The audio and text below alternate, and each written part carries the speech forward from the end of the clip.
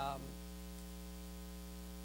I will say, so with your question with respect to PNC, I have to say, speaking more personally, when I think of systemic risk and insurance, my first thought is life goes, not PNC. So that has gotten, certainly PNC are getting less focused.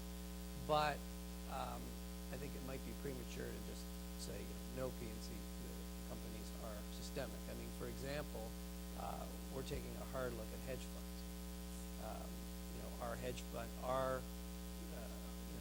what are the key elements of being systemic, and are hedge funds of a certain size, could they pose systemic risk to the system?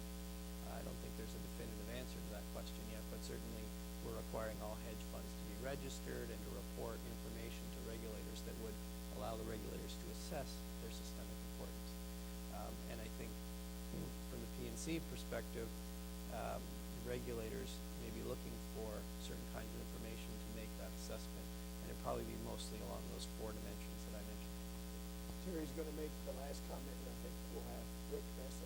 Yeah, I would say that, correct, there are lots of different definitions of systemic risk, but I think that one of the critical elements is that there be some broader impact on the economy or on the world when this risk sort of is made manifest, when it happens, whatever happens, whether it's the failure of a single institution or a set of institutions that then creates repercussions. And so I would say ordinarily for an individual property casualty firm, say a failure, even if we were to take our largest firm in the U.S., a failure of that firm, it's hard to imagine repercussions that would be that significant that we would need to have a different regulatory regime for the structure. There could be an exception if you had a highly concentrated reinsurance market, and you'd say a reinsurance company, very connected, if that failed, would you have multiple failures then that create availability problems and broader problems in the marketplace?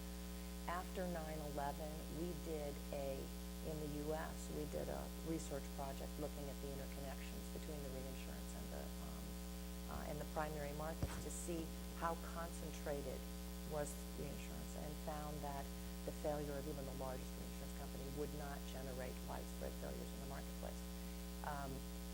That was done, in 2001. I think it's worth doing again, just because there's been increased concentration in the marketplace. My suspicion is you're going to get the same result, because we know, at least in the U.S., ceding companies diversify the reinsurance purchases, and that's a fundamental risk management tool the thing that they do for risk management.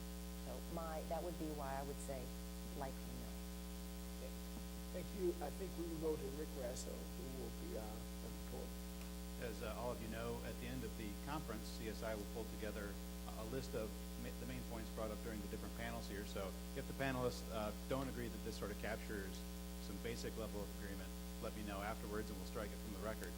But I broke everything down in 2 categories. One is on the case for liberalization. 2 is on the case for international coordination of regulation. Under liberalization, the crisis is not a reason to close markets. The case for liberalization, though, may no longer be as self-evident as it was before the crisis. Our demands for liberalization should be reviewed post-crisis to make sure they haven't changed. We should all look for new ways to make the case for liberalization and highlight the differences between insurers and other areas of the financial services sector and show where there are differences. Under international regulation, coordination is key, but it involves trust building to share information.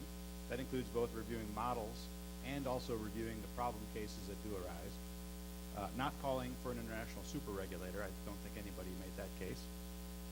FSB is playing a key role, and that should be highlighted as an alternative to the reflex that we may see from some emerging markets to try to pull regulation home. That's the alternative model that we can promote as another way. The IIS tools are useful, and everybody should remain involved in that process. And also regulations, and this one may be a little touchier, but regulation should provide for different levels of market development, i.e. make sure that regulations aren't developed so strict that emerging markets are stifled and that more mature markets don't stifle innovation. So those are under the 2 categories, the main things I pulled out. Okay. Thank you very much.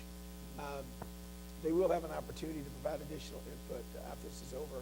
I would like to thank Terry, Tiff, Jorge, and John for their outstanding insights that they've shared with us.